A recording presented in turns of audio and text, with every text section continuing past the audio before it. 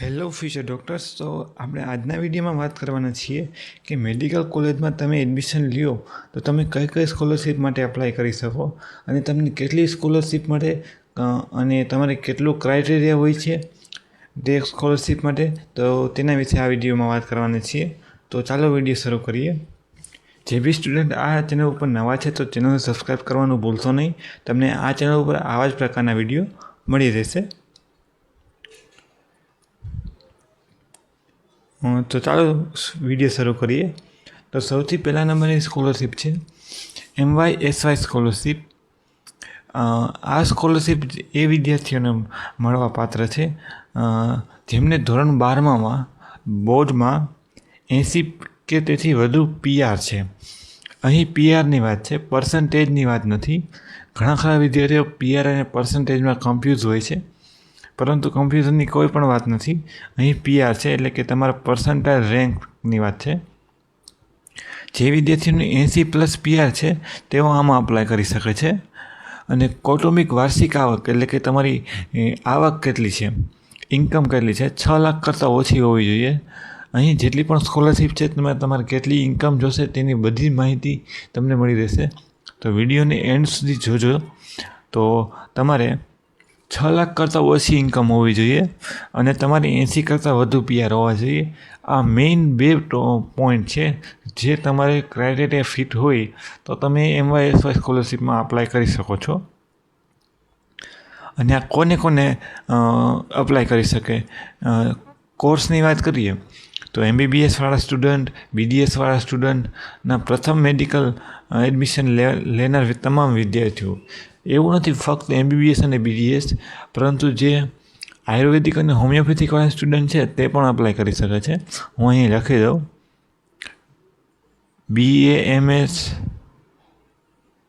અને BHMS વાળા પણ વિદ્યાર્થીઓ MYSY સ્કોલરશિપમાં અપ્લાય કરી શકે છે. તમને મળવાપાત્ર સ્કોલરશિપ કેટલી છે તો તેમની વાત કરીએ તો મળવાપાત્ર લાભોમાં સરકારી કે પ્રાઇવેટ મેડિકલ કોલેજની વાર્ષિક ટ્યુશન ફીના 50% અથવા મહત્તમ મળવાપાત્ર રકમ 2 લાખ સુધીની હોય છે. એટલે જે બી 50% અથવા 2 લાખમાંથી જે બી ઓછું હશે તે તમને સરકાર MYSY સ્કોલરશિપ દ્વારા આપવામાં આવશે. તો આ મુજબ રહેવાની છે. ફોર એક્ઝામ્પલ, કોઈ કોલેજની ફી તમારે 3,80,000 છે. કોઈ BDS કોલેજની ફી તમે કોઈ પણ સ્ટ્રીમમાં હશો, MBBS, BDS, આયુર્વેદિક કે હોમિયોપેથિક, તો તમે બધામાં MYSY સ્કોલરશિપ અપ્લાય કરી શકો છો. પરંતુ જો કોઈ BDS કોલેજની ફી 3,80,000 છે તો તમને મળવાપાત્ર રકમ 2 લાખ નહીં હોય. આના 50% જે ઓછું હશે તે તમને મળવાપાત્ર હશે. આના 50% એટલે કે તમને 1,90,000 રૂપિયા આપશે. MYSY સ્કોલરશિપ તરફથી તમને બેનિફિટ થશે 1,90,000નો. ફોર એક્ઝામ્પલ, તમને કોઈ મેડિકલ કોલેજની ફીસ 9 લાખ રૂપિયા છે MBBSમાં, તો 9 લાખ હશે તો તમારી ફી તો તમને મળવાપાત્ર રકમ 2 લાખ સુધીની જ હશે. જે ઓછું હશે તે મેક્સિમમ 2 લાખ સુધીની તમને આમાં સ્કોલરશિપ મળી શકે છે. અને જો હોસ્ટેલ અને ભોજન માટે તમને 12,000 રૂપિયા અને પુસ્તક માટે તમને 5,000ની વધારાની સહાય મળે છે MYSYમાં. તો આની પણ ઘણા ખરા ફેકલ્ટી વાત કરતા હોય છે નહીં. તમને હોસ્ટેલ માટે પણ 12,000 રૂપિયા આપે છે અને 5,000 પુસ્તક સહાય આપે છે. તો આ મુજબની MYSY સ્કોલરશિપ છે. તેના માટે તમારે 80 કરતાં વધારે PR હોવા જોઈએ અને તમારી કુટુંબની આવક 6 લાખ કરતાં ઓછી હોવી જોઈએ. જે બી સ્ટુડન્ટને 6 લાખ કરતાં વધુ છે તેઓ MYSY સ્કોલરશિપમાં અપ્લાય કરી શકે નહીં. હવે આપણે બીજી સ્કોલરશિપની વાત કરીએ તો બીજી સ્કોલરશિપ છે CMSS સ્કોલરશિપ યોજના. આ યોજનાની વિગતો જાણીએ તો મુખ્યમંત્રી છાત્રવૃત્તિ યોજના ખાસ કરીને એવા તેજસ્વી વિદ્યાર્થીઓ કે જે આર્થિક રીતે નબળા છે અને MYSY સ્કોલરશિપનો લાભ મેળવી શકતા નથી, જે વિદ્યાર્થીઓ MYSY સ્કોલરશીપનો લાભ મેળવી શકતા નથી, કે જે વિદ્યાર્થીઓની આ વાર્ષિક આવક 6 લાખ કરતાં વધુ છે, તો તેમના માટે ખાસ કરીને CMSS સ્કોલરશીપ લાગુ પડે છે. તો કુટુંબની આવક મર્યાદા 4.5 લાખ કે તેથી ઓછી હોવી જોઈએ. તમારે આટલી આવક હશે તો તમને આમાં અપ્લાય કરી શકો. લાયકાત અને લાભોની વાત કરીએ તો તમારે 12માં 60% કરતાં વધુ હોવા જોઈએ. 60% છે અહીંયા, PR નથી. MYSY સ્કોલરશીપમાં 80 PR હતા, અહીં પર્સન્ટેજ એટલે કે ટકા છે તમારા. ટ્યુશન ફીની સહાય માન્ય સેલ્ફ ફાઇનાન્સ મેડિકલ કોલેજમાં નિયમિત ફીના 50% સુધીની તમને સહાય મળે છે. કોઈ મેડિકલ કોલેજમાં તમારે ફી 5 લાખ રૂપિયા હોય તો તમારે મળવાપાત્ર સ્કોલરશીપ 2,50,000 સુધીની હોય છે. MYSY સ્કોલરશીપમાં ફક્ત તમારે લિમિટ હોય છે 2 લાખ સુધીની જ, મેક્સિમમ ટુ મેક્સિમમ. પરંતુ CMSS સ્કોલરશીપમાં તમને 50% સુધીની સહાય મળી શકે છે. નિયમો અનુસાર મહત્તમ લિમિટ હોય છે, તો આમાં તમારી ઘણી ખરી લિમિટ હોય છે. તો આ મુજબની CMSS સ્કોલરશીપ હોય છે. હવે આપણે ડિજિટલ ગુજરાત સ્કોલરશીપની વાત કરીએ તો SC અને ST કેટેગરીને ફ્રી સિપ કાર્ડ યોજના કુટુંબની આવક 2.5 લાખથી ઓછી હોય એવા વિદ્યાર્થીઓને મળે છે. ટ્યુશન ફીના 100% સુધી માફી થઈ જાય છે.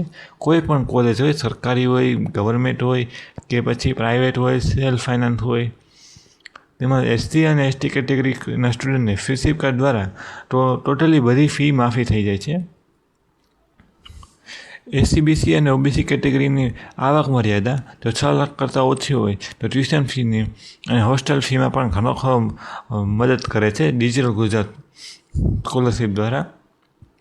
ડિજિટલ પોર્ટલ પર તમામ પ્રક્રિયા સંપૂર્ણ રીતે ડિજિટલ ગુજરાત પોર્ટલ દ્વારા ઓનલાઈન કરી શકાય છે. એડમિશન લીધા બાદ કોલેજનું કન્ફર્મેશન સાથે ફોર્મ ભરવું પડે છે. જો તમને એડમિશન મળે છે તો કન્ફર્મેશન સાથે તમારે ડિજિટલ ગુજરાતમાં સ્કોલરશીપને માટે અપ્લાય કરવું હોય તો ઓનલાઈન ફોર્મ ભરવાની પણ ફેસિલિટી છે, અને એડમિશન કન્ફર્મ થયા પછી જ તમે સ્કોલરશીપ માટે અપ્લાય કરી શકો છો.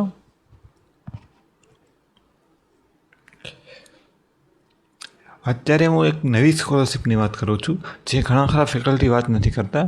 PMUSP અને તેના મહત્ત્વના નિયમો. આ નેશનલ સ્કોલરશીપ છે અને આ નેશનલ પોર્ટલ દ્વારા મળે છે તમને.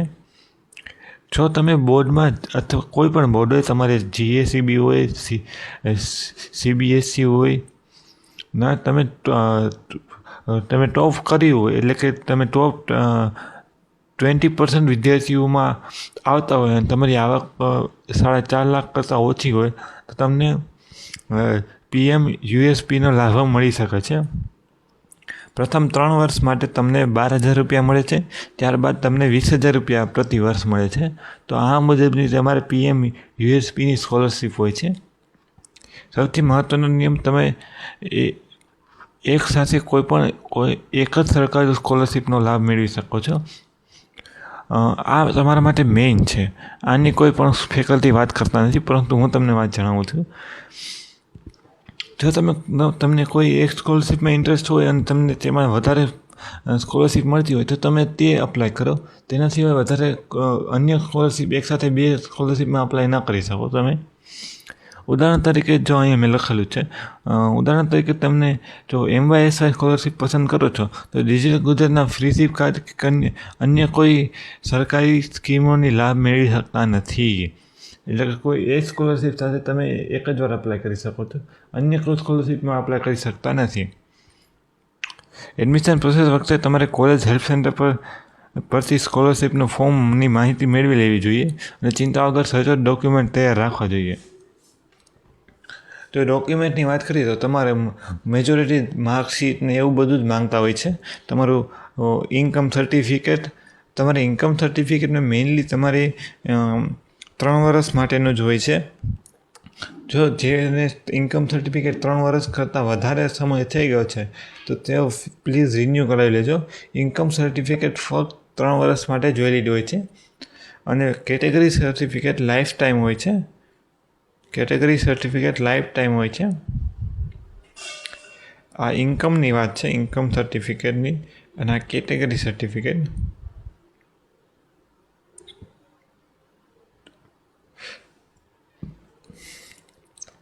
તો તમારે આ મુજબની સ્કોલરશીપ તમને જણાવેલી છે.